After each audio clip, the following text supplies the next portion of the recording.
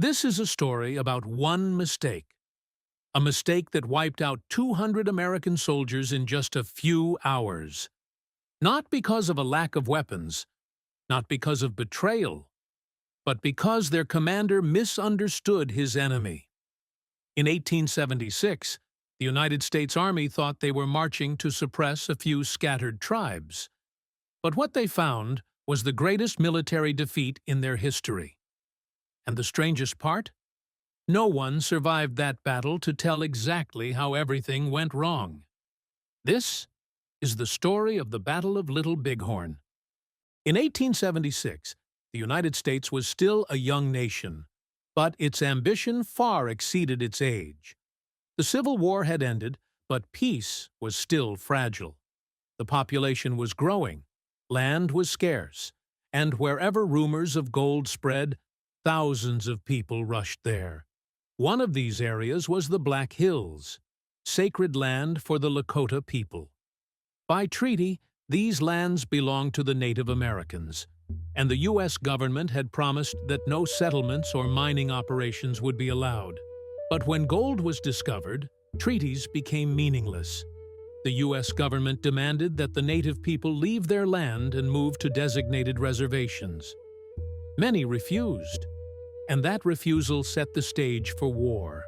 To enforce this order, the U.S. Army moved in. Among the commanders, one name stood out: George Armstrong Custer. Custer was a hero of the Civil War, young, handsome, ambitious, and adored by the press. He craved fame and wanted his name etched in history. Custer believed the native tribes were scattered, small, and poorly organized.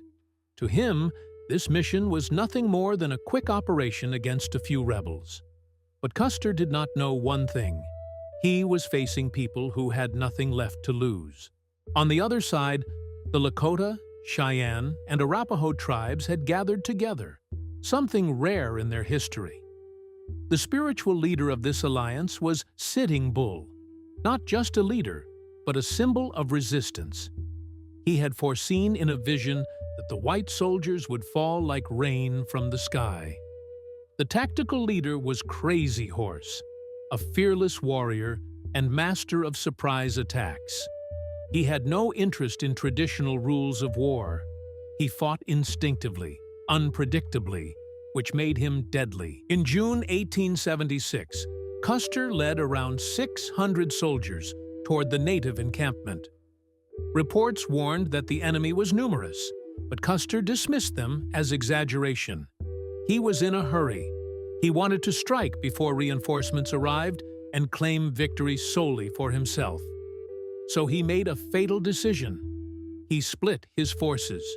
Units were separated, communication was lost, and Custer moved forward with roughly 200 men.